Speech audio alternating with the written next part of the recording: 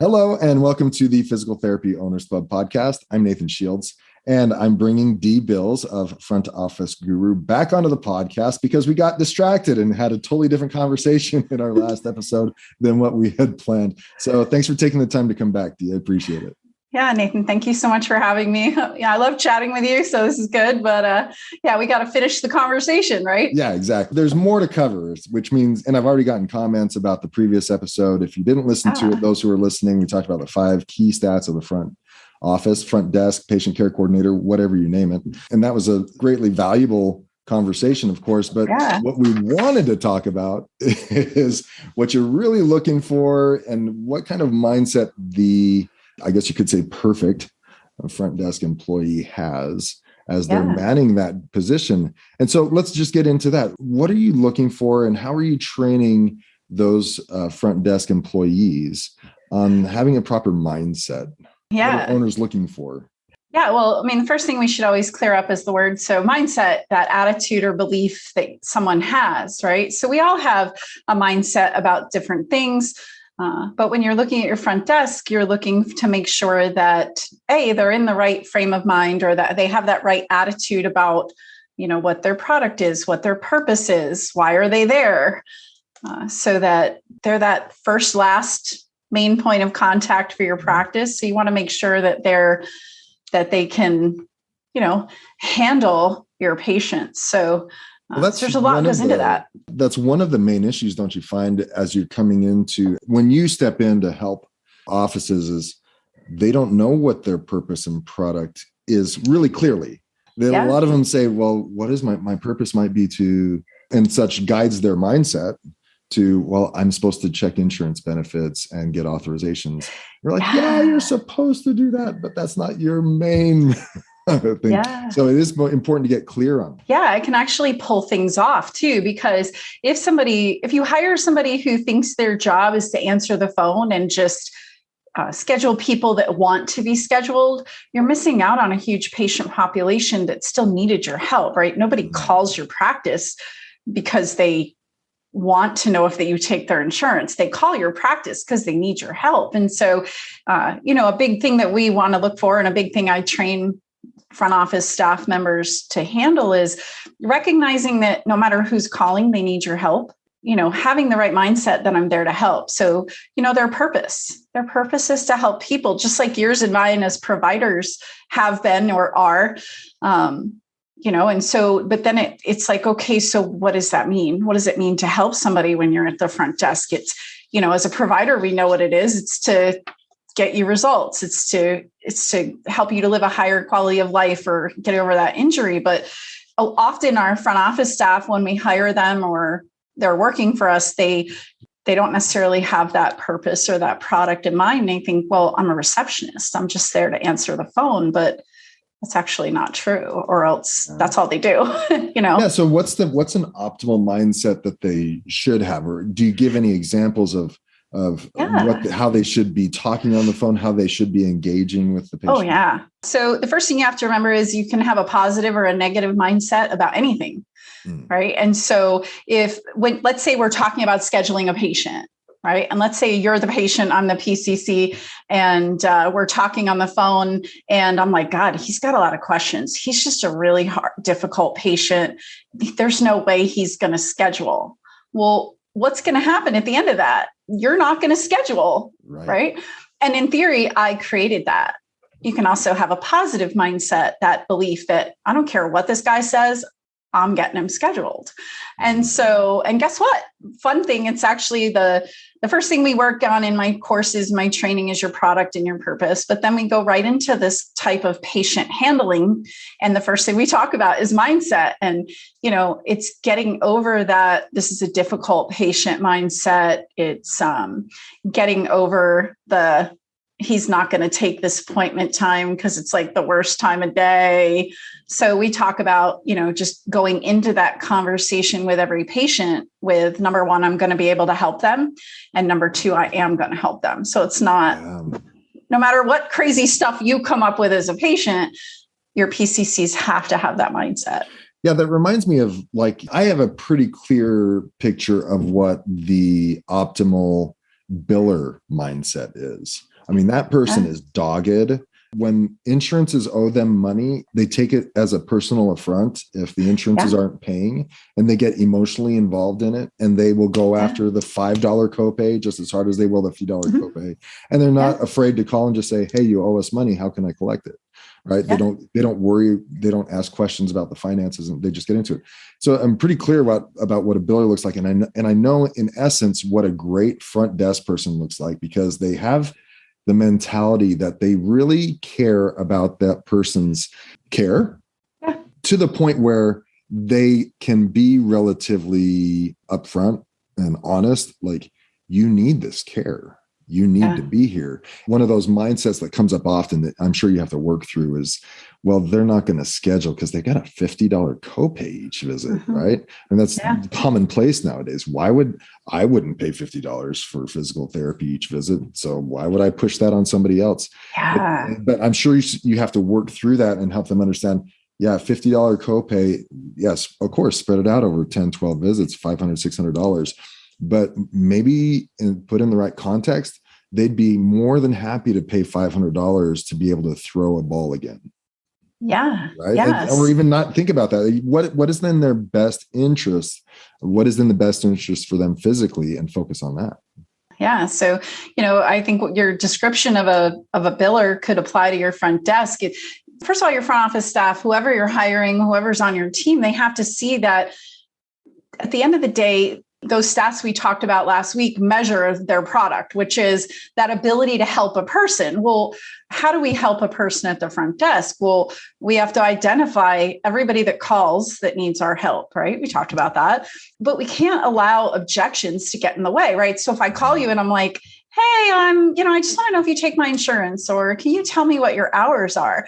A big part of putting your front desk in control of that bus, because in theory they are, is helping them to be dogged in getting your patients scheduled. No matter, you're a patient. If you call my office and you're not on the schedule, predominantly you need to, 99% of the time I have to be able to qualify that and get you on the schedule. So they have to have that mindset of, the only way I can help you is to get you to see the provider, whoever the provider is.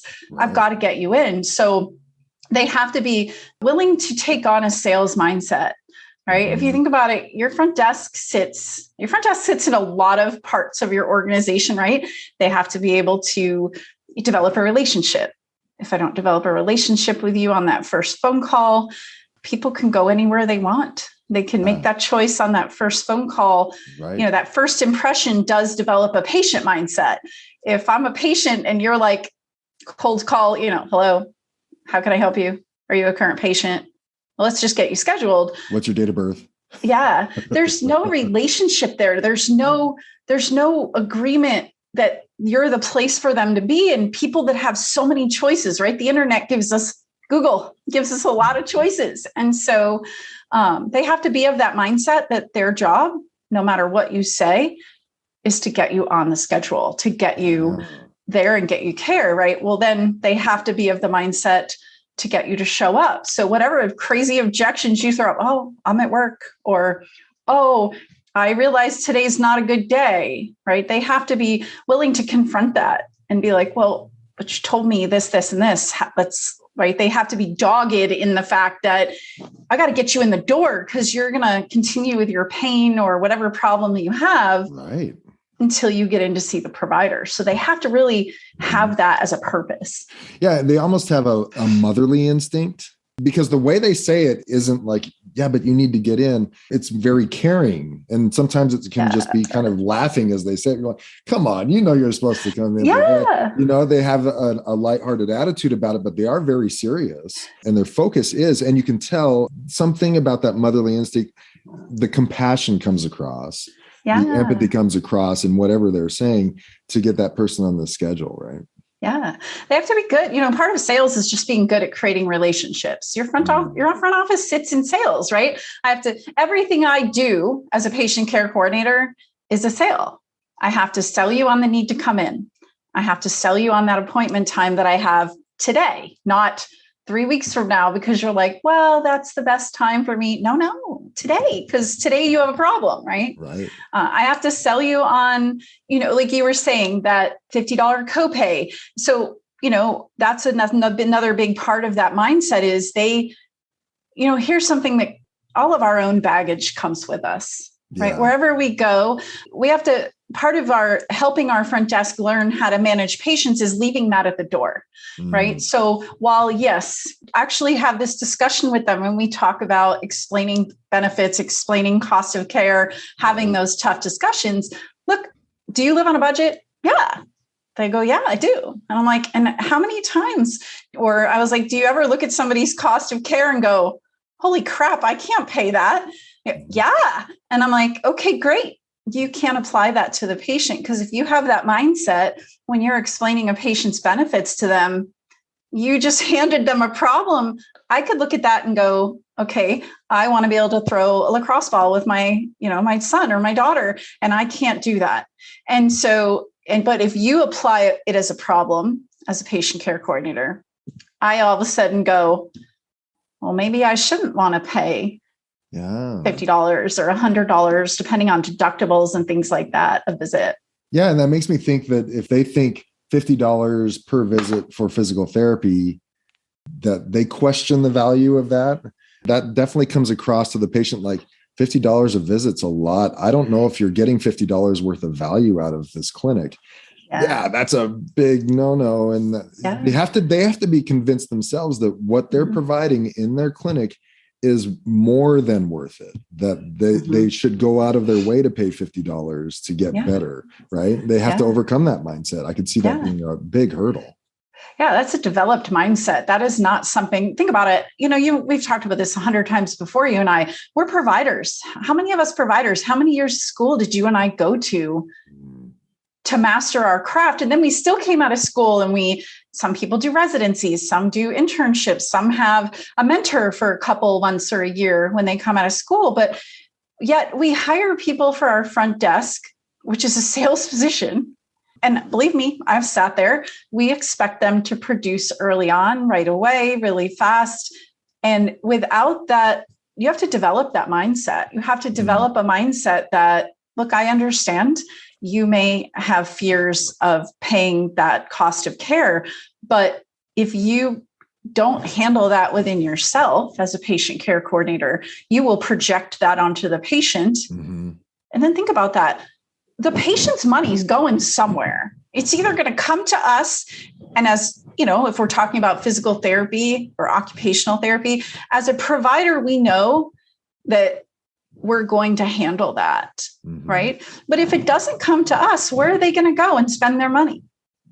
Medications, surgery, some other providers, chiro, you name it. It's going to go somewhere. Injection after injection after, wherever it's going to go. And it's like, so we have to look at this as a business. We have to have, our front desk has to be able to see this as a business. But look, we're not selling a crappy product here. I'm not selling, my providers, and I think every PT or provider, PT clinical provider, I know, PT, OT, speech, if somebody doesn't need our care or we're not the right providers, we're pretty darn good at going, I'm not the person you should see first. Let's refer you to X. Does that happen on the other end? I don't know. But I look at that and I say, we have to help our front desk understand that we're not producing, like, our product is truly, honestly, help. It's the most non-invasive form of help you can get. And if they don't come to us, they're either going to spend the rest of their life or months at a time suffering and pain, which will cost them money in time, happiness, the ability to live a high quality of life. They could lose their job. They could end up with lots of bills of, we were talking about this last week. I told you I went to a quote convention with a friend several years ago. I think I was telling you this. I was telling one of my clients, and we were wandering around. And I'm walking through, and there's a e-stim unit group selling e-stim units to these ladies who spend too much time in a chair quilting. And I'm going, oh my God, physical therapists, by the way, PTs, you should totally do this. Go to these conferences or conventions in your area or promote to them, because that's where the money's going. These ladies are dropping thousands of dollars at these conventions. So I laugh. That's a good example of where that money's going. And it might be unnecessary, right? If I could get my hands on one of those patients, I can give them the tools for life. Yeah, so that front desk person really has to have a belief that the physical therapy they provide and the physical therapists there within are experts in musculoskeletal care. And they provide a tremendous amount of value that isn't necessarily measured by the copay, that we actually provide more value than what we are getting paid financially in most cases. That, number one, has to start with the owner and the providers themselves, and recognizing that they provide immense value and truly believing that. And if that doesn't come across, and if the front desk doesn't believe it, then it's impossible for that front desk to then portray that, share that value, and recognize the urgency for which those patients need to come in.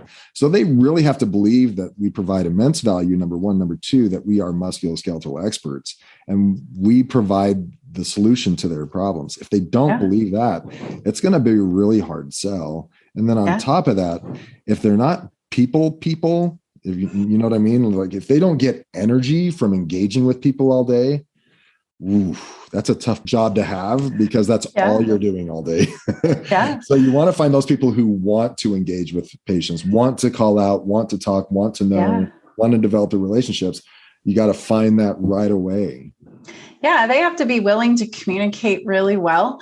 You know, if you're going through the hiring, I always like to do, we have several steps in our hiring program, but one of the steps before I ever bring anybody in is to do a phone interview. And I always like to say, if you can't sit on the other end of the phone and talk to me like you're talking to your mom or your best friend, and you can't have a focused, interested, excited conversation with me, what are you going to be like when you're working with patients? Like you're saying, day in and day out, you're on the phone with people over and over and over again. And so if you sound I like to joke. So when the practice is Mike's, and I joined it very late in the game to help him on the admin side. Yeah. And I like to joke that one day my mother-in-law, she was helping us out, but she's been a patient of ours forever and on and off over the years. And you know, she knew I was doing all this really hard work. One day she texts me and she's like,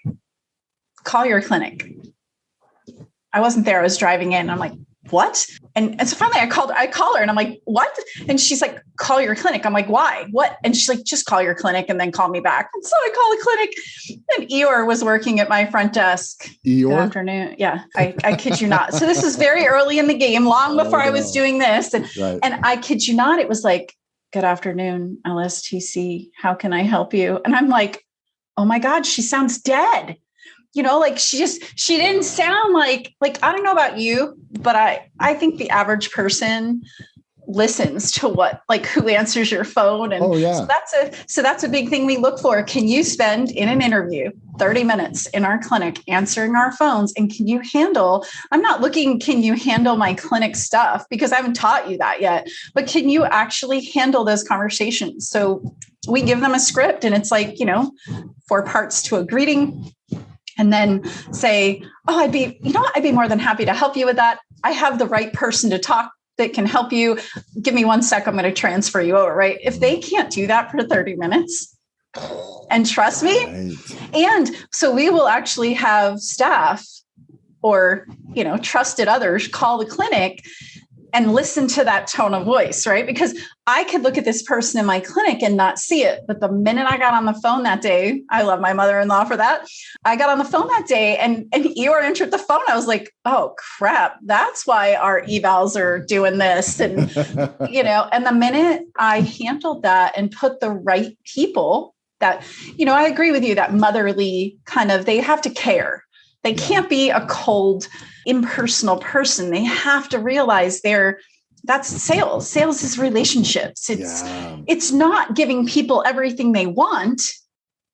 It's being willing to have tough conversations. It's being willing to, but it's also that relationship. A patient for life is never going to happen if your front desk isn't interested in that patient, not interested in being like, yo, Nathan, what'd you do this weekend? But really interested in them and their need for your help. Right. You have to, so that's another mindset. Definitely. And and so those people who maybe they have a front desk person right now, and a lot of you want someone at the front desk that's organized, right? Maybe you take someone on that is organized, yet doesn't have the personality, or maybe isn't totally clear. I totally get that starting with their purpose and product is a great place to start, and helping them understand that. Are there one or two other things that kind of help turn that ship and get them heading in the right direction? Training's a big part of it. Like I said, you and I, this was my biggest reality check 10 years ago when I was in the practice with Mike was, as providers, we go to school for years. The people we hire to treat our patients have gone to school for years. They have skills training and they know how to handle things, right? And we might just have to help them tweak it. But if you're hiring somebody because they say they have experience somewhere else, well, guess what? They could be bringing with them a ton of bad experience or a ton of bad habits that they learned at another provider.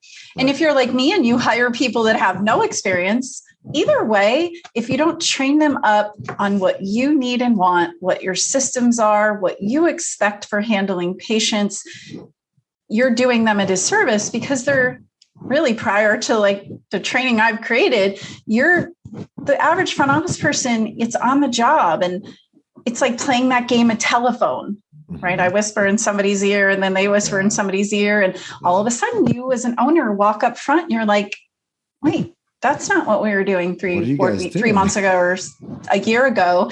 And the staff's like, that's what so-and-so told me. And so-and-so's like, well, so-and-so told me this. And you're like, no, wait a minute. And so training's a big part of it. Definitely. Making sure that they understand their roles, because like you said earlier, look, if I'm afraid to sell something or I'm afraid to which, by the way, without training, the average person we're not geared towards sales. We're geared toward relationships, but we're not necessarily geared toward handling those tough objections and all of that, right? So training's a big part of it, so that you can give them what they need to not be afraid to confront people. Because if you don't, that's where you'll find them filing, faxing, leaving voicemails versus trying to get a patient, like working really hard to get that patient to call them back. Because they're like, ooh, that Nathan guy, he was really difficult the last time he was here. So what do you think the mindset is I go into that with? Please don't answer the phone. Please don't answer the phone. Right. And I say that on my coaching calls and they start laughing because they know exactly who I'm like, don't do it, but y'all could make a list right now of all the people you don't want to talk to. And they all laugh and I laugh and we move on. The other thing with that is scripts and drilling. So part of training is really making sure your staff, look, there's a reason why your staff don't use the script that you got off the internet and you hand it to them, right? I could give you 50 scripts today. Your staff isn't going to be able to use it without understanding the why behind using it. Like, what does it do for them? How does it help them? How does it help the patient, right? So that's the training side of it. But then there's the drilling side of it, right? Look at professional athletes. Look at you and me as PTs when we had to learn shoulder mobs, or, you had to practice that over and over again until you felt that infield or till you understood like the grades. Well, you look at your front desk staff, if you aren't willing to practice with them, right? So I give you a script. Okay, I expect you to learn it, or at least learn how to use it context wise. That's the training you have to give them. But then the other side of that is if you don't practice it with them, if they don't have somebody to practice it, if I want to hit that right top left corner of the net in soccer, I used to play soccer in high school, right? If I wanted to hit that top left corner of the net, I better stand outside on that field. My dad built a goal, man. I used to have to practice out there over and over again to hit that top left corner. If I want to do that, I've got to practice. Well, the same expectation has to be there for your friend. That's part of mindset. Because if not, every objection that hits them all day long, by the way, this is all of us, you accumulate enough out every time. Yeah. And then you accumulate fails, right? Because I didn't figure it out that time. Oh, that's a fail. And by the way, good staff, which is what we work really hard to that's number one reason that staff quit or fail at their job. They're not trained and they haven't been encouraged to practice the right way to handle something or worked with somebody to do that. it's the number one reason that they'll fail at their job, and why all of a sudden you hire somebody who's like, and then 6 months later, they're like, right? Dead in the water. Yeah, they're down to ER status because they've failed too many times at trying to help somebody. It's not because they suck at their job.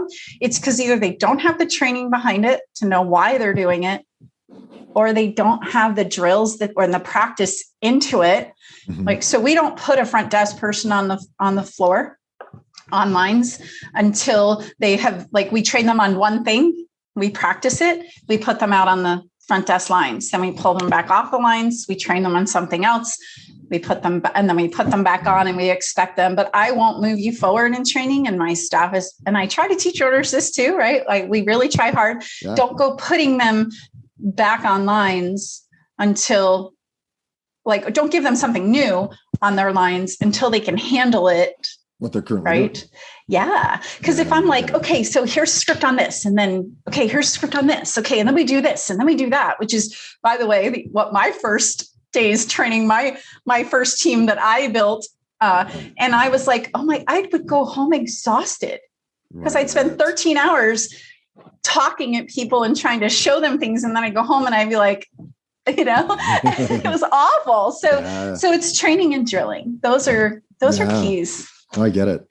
Yeah. Our team, we did a lot of role playing, right? And initially some people really hated it, but you have to force the issue and give them the opportunity to, you might give them a script, but maybe sometimes they need to just come up with their own words so it feels comfortable for them, right? Yes. You could say these words, these 3 sentences verbatim. Maybe they don't feel comfortable saying that verbatim, but they can use a form of that, their own form, personable, to say the same thing.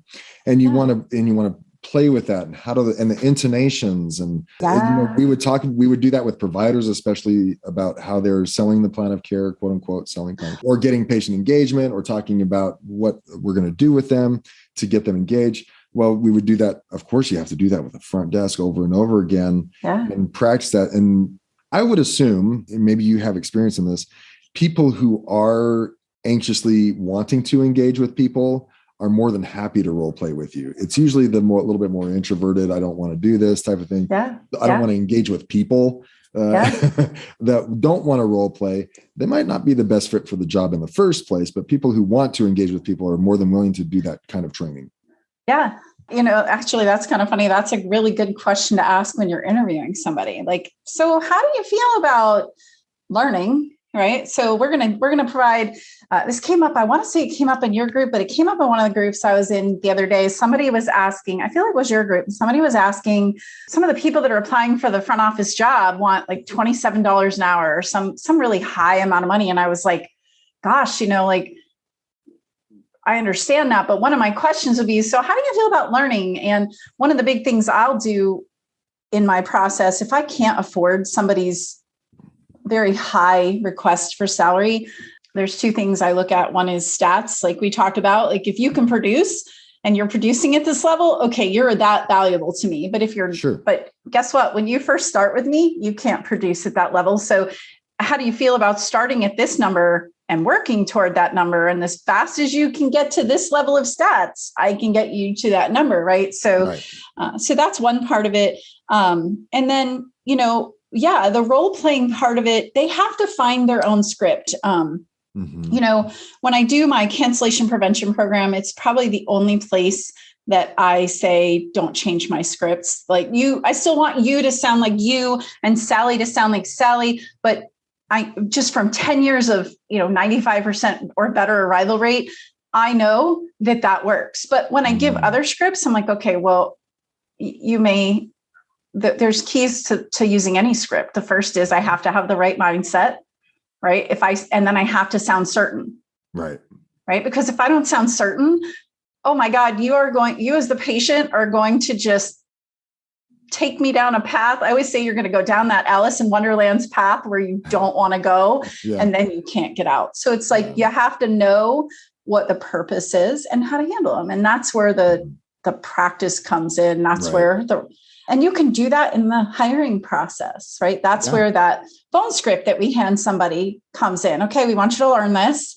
and you're going to answer the phone and we're going to listen to, do you sound like a robot? Okay, so I can totally help you with that. I'm going to transfer you to the right, like, or are you like, hey, yeah, I can totally help you with that. I've got the perfect person for you to talk to. Give me a second. I'm going to transfer you over. And then let's say the next time you say it, maybe you say it slightly different, but it still has that high level of certainty, that high interest and help. So yeah, absolutely. We all know that front desk person is like the face of the clinic, is essentially, right? The patient's going to see them as they come in, as they leave, huge interactions. A lot of issues can occur at the front desk that obviously have nothing to do with the physical therapy care you provide. And if that goes south, then it's a reflection on the clinic as a whole.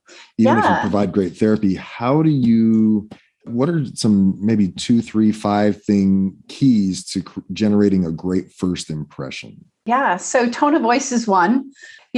Part of my new patient part of my program talks about, think about it when you're walking into a clinic for the first time. Let's say you're the patient and you're walking into that practice for the first time. What are you looking for in that front desk person? Well, the first thing I'm looking for is, do they greet me? Are they prepped and ready for me to come? Right. So a big part of that is, are they looking and listening? Do they get to know people really quickly? Do they acknowledge that person? Right. Even if I'm on the phone with somebody, I should be able to look up and be like, 1 minute, I'm on the phone. Right. Yeah, even if I'm all by myself in the clinic. So do I have that really good personality to be able to do that? Mm-hmm. Am I willing to confront things I don't like to confront? And I don't mean confront in a bad way, like, hey, let's fight about it. But okay, I know this is a difficult patient, or I know this could be, I'm working with 2 pediatric practices one-on-one right now. And it's funny, I laugh with them. They're across the country from each other, but they both have the same issues with, parents. I'm a parent, you're a parent. I will fight tooth and nail to the death for my kids to have the right care. Well, in a pediatric PT practice, those parents are used to fighting a system to get their kids the care they need to improve developmental issues or delays, right?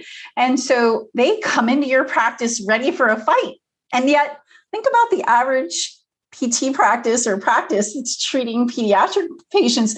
They're so loving and caring. But then these parents come in and they're like, oh. So these poor PCCs are like, oh, here comes another one. And I'm like, nope, got to get over that mindset. So it's that, okay, I can confront this. I can show her that. So there's certainty is involved in that. I have to sound certain when I'm talking to people. I can't, good thing I always say is don't ask a yes, no question, right? You don't want your PCCs to say, you said that earlier. So when's a good time? Like here, well, that one's not that one, but does that time work for you? Like if I'm like, hey, Nathan, I can get you in at 10 o'clock tomorrow. Yes, that's a great way to say it. And then I go, does that time work for you? So I gave you a yes, no question. What do you think you're going to say 85% of the time? Not so sure. I mean, it's easier to be non-committal. Yeah. Well, that's where the objections go up. If the PCC doesn't sound certain, if they ask a lot of yes, no questions, because that's where the nice gets in the way. That's that. So, but that's something that has to be trained out, right? Because social graces have taught all of us to be that being nice is making sure it's okay. But the reality is, if I know you need help, I need to get you in, no matter what your objections are. I don't ever have to be a jerk. I always say, ladies and gentlemen, you have to be the smiley, lovely presentation of the front desk, but they have to be willing to recognize the difference between that social graces, right? Which is just being nice to people because I have to. Right, if we did this. Yeah. Would you like to reschedule? Right, you call to cancel, and I'm like, okay. Would you like to get rescheduled? Yeah. Heck no. But again, that's a trained thing because it's not something that fits into the average person naturally. Yeah. Right? And I think some of that goes back to the certainty that you're talking about. Like when you ask yes, no question, and I think I'm making some connections as you're talking, like as you ask yes, no questions, as you ask if that's okay for you, you're coming from a place of uncertainty You're like Yes. unsure, like Yes. it's not okay if you're not okay. Right. Yeah. Whereas if you don't ask the yes or no questions and you just give them options that are acceptable for you, then you're coming from a place of certainty. This is when we're available to help you. This is when you need to come in. And I'm not going to ask you your opinion on that. We know what's best. And it goes back to something I remember one of my guests said is the patients will only take your therapy as seriously as you do. Right. Yeah. If you don't think it's of value, or if you think it's okay to cancel, if you think it's okay to come one time a week instead of 3 times a week, and you're okay with that, then they're going to be okay with that. But if you say, no, you can't come in 1 time a week and get the same results, that's impossible, right? Yep. You can't come in whenever you want. You can only come in at these times that are available for your provider. It's not just your world and we're living in it. This is where we're coming from. Then they'll understand you guys are serious, and they'll take it as a serious commitment between the two of you. Whereas if you're flexible and wishy-washy, then they're going to be flexible and wishy-washy with their care. And then the reality is, you're right. That's your whole practice. It doesn't matter, it really. But first of all, our entire practice's main purpose is to help people. It doesn't matter if I'm in billing, right? Because if I don't do a good job with billing or verifying or authorizations, the patient's going to be pretty pissed off when all of a sudden they have a $10,000 deductible and they thought it was $1,000, or right. So even billing, but clinical is sales too. I've got to make sure that you buy into the plan of care. And we have to remember that who's the expert here, us or the patient? Even if the patient's best friend is Dr. Google, I still went to school to get my degree. So did you. And so it's not just our front desk. It's just that the front desk, it's why I use patient care coordinators and not receptionist or representative as the term when I hire people for my front desk. And when I speak to them, a coordinator's job is to coordinate things, whereas a receptionist's job makes it feels like, okay, they're receiving, but it doesn't give you the impression that they have to handle somebody. Yeah. Right. And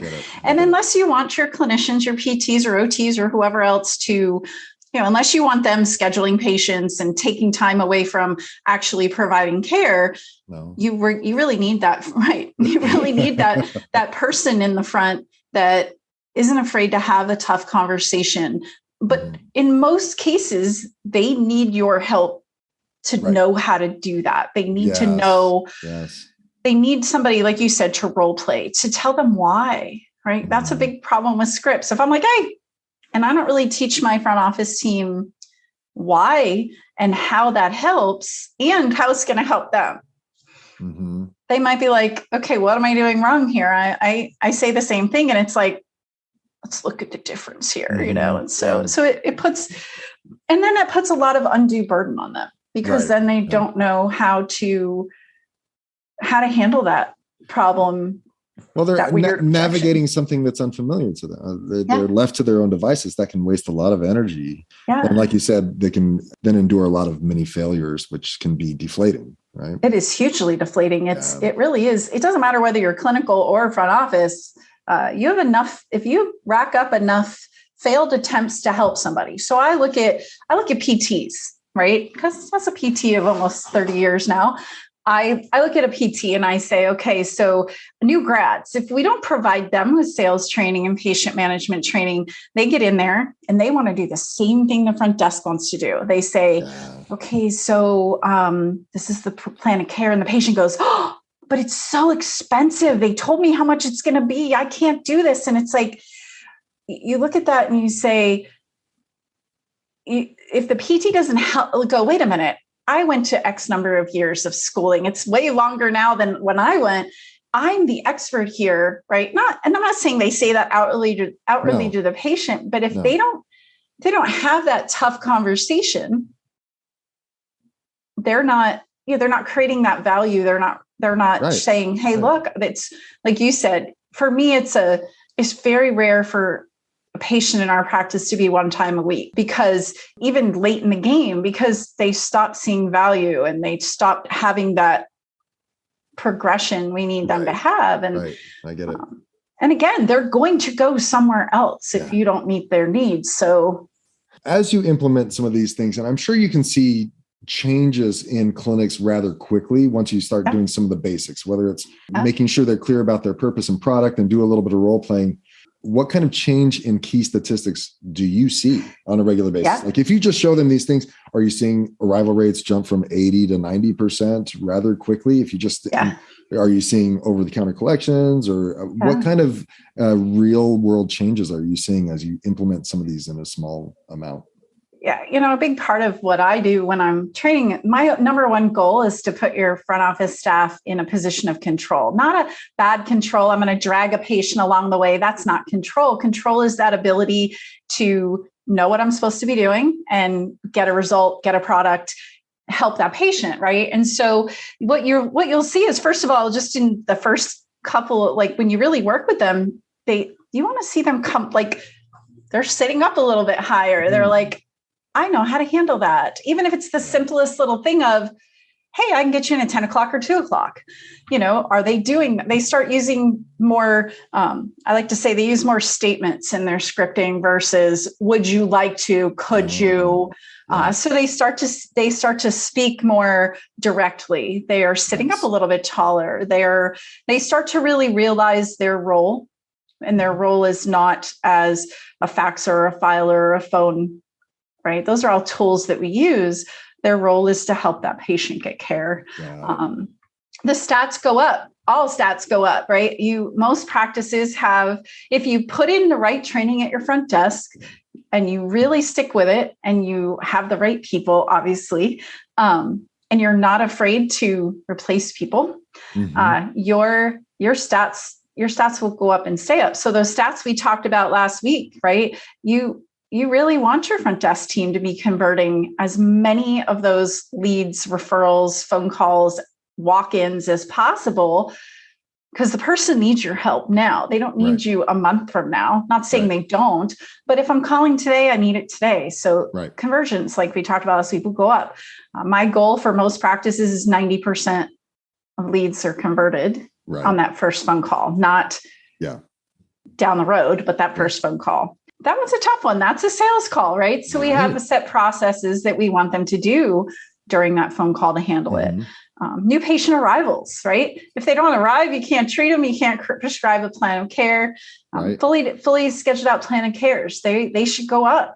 You should be seeing 95% or more of your evals that have come out agreeing to a plan of care, right? Because the agreeing to the plan of care is your clinical side, but scheduling out a full plan of care, because that provides more certainty for your practice. And then arrival rate. So arrival rate, I spend about 5 weeks with a practice on my cancellation program because I want them to have the same results. I would say my average practice that works with me hits, regardless of where they start, they're hitting around 93%, 94%. Wow, that's amazing. Pretty fast. Well, I mean, even before we hit the end of those 5 weeks, I'll give you the pediatric practice. It's not very far from me right now.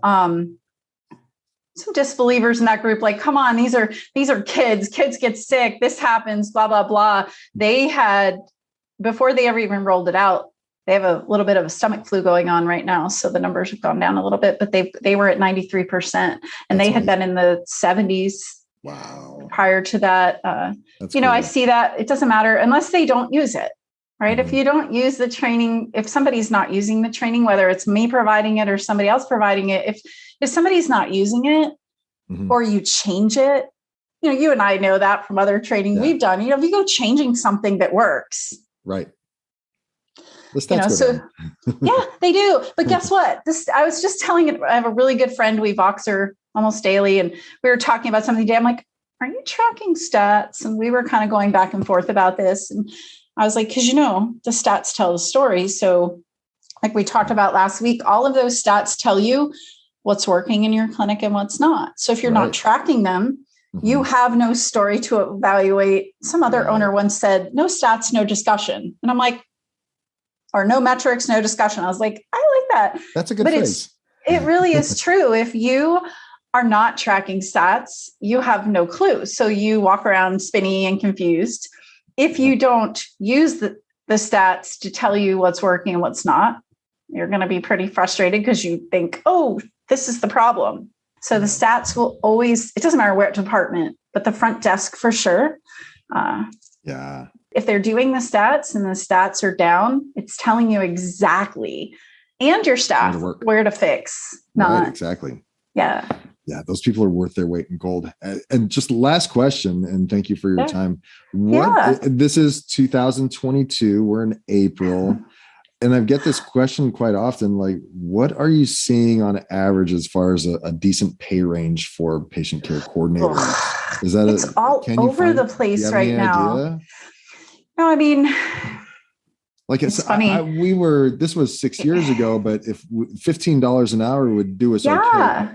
I think it's closer to 17, 20 plus nowadays. Yeah, it is. It's somewhere between about 17 and 20, but yet like my friends in New York and some of my own friends in California the people that were on that thread the other day are like talking mid 20s. And I'm like, here's my thing. You can pay somebody too much money that can't produce for you. I'm really big on, I'm going to take it a little bit different direction here because this is actually a conversation I have with people, and I've done this before. I've hired people that I couldn't afford, but I convinced them to take what I could afford. And when they produced, now I paid them what they wanted, right? So it's like part of an interview process, you can't sacrifice what your practice can afford. And, think about it. If I pay you at the top of the range, so let's say I pay you $27 an hour and you either have experience at another clinic, but not the experience necessarily I need, or you don't have experience, but you're like, I deserve $25 an hour, right? Where do I go from there when I finally do get you producing? But whether you work with me, another consultant, or you create your own training, you're investing a lot of time and money to help this person to be able to be highly successful in their job, right? PT, mentors, and front office, you want to make sure that person's producing when you pay them that. So I like to say, look, this is where I'm kind of at with this. I can afford X to start, but I also want you to know, but mind you, like I said earlier, I've already qualified. Are you willing to learn? Because I'm going to train you really heavily for the next 5 weeks, right? If they say, I'm looking for a lot of interest in that. Like I said, my hiring process has testing in it. Like, here you go. Here's something to learn overnight. Come in tomorrow. You're going to do it. If they come in and they're not using it, worth my effort, right? So part of this is really qualifying before you get to that salary talk of, okay, great. Here's this. Here's what you want to make. How fast do you want to do that? Right? Are you willing to work hard and produce and start tracking your own metrics and prove to me that you're worth $25 an hour? Right? If they're not, it's almost like beating a dead horse. Because you're not, you know what I'm saying? So I would say the average is pretty close to 19, 20, which to me is like, dude, you better be able to you better kill rival rate and conversions better be killing it, buddy. Because if you're not, I could have providers that I'm now paying and a place that I'm paying for, and I'm not generating enough income, and income and our margins are tight. We're not. You're right. So I would look at that on that. It's okay. And I think it's an opportunity there especially if you're talking to someone who has medical experience, like, hey, FYI, our arrival rate is currently at 80%. I can pay you what you want, $20, $22 an hour. If you can get that up from 80 to 92, 93, right? Do you think that's something you can do? Are you up for that? And having those conversations during the course of the interview might save you a lot of headache. Instead of laying that on them after the hire, right? And just talk to them about over-the-counter collections and hire and what their purpose and product is. And your job is to not just fax the results. Your job is to get patients on the schedule. And having those kind of conversations up front might go a long ways. It's huge. And if you don't do it, you're opening yourself up to a world of problems. So yeah, exactly. Well, again, thanks for your time today, Dee. It was great to catch up again. It's always great to chat with you, Nathan. Thanks for finishing our conversation from last week and actually staying on the right direction today. But it's always great. Yeah. And if people want to get a hold of you, how do they find you? Yeah, they can just check me out at frontofficeguru.com. And I have a free report on my website they can check into, or you can schedule a free call. If you're like, hey, I think I want you to train my front desk or look at options, you can schedule a free call. It's just learning more about you and making sure we're a good fit. For plenty of my clients over, and they've gotten great value. And it's something where, especially as owners, we don't have the playbook for the front desk. We kind of train as we go, where it's not a little bit easier to just say, here, someone else has the playbook. Just invest in that, and they're going to provide you everything you need. It's easier to go down that route instead of starting from scratch. Well, I've already made all the mistakes for you. And after 5 years of doing one-on-one with practices at this point, not only have I made my own mistakes and handled them in my clinic, as I work more and more with practices, I learn more, and the system just gets better and better and faster and faster. So that's the goal. Well, thanks for sharing today. Awesome. Thank you so much, my friend. I look forward to chatting with you again sometime soon and on my side of things. So right, definitely. All right. Thanks, Dee. Have a great day, Nathan. Thanks. Bye-bye.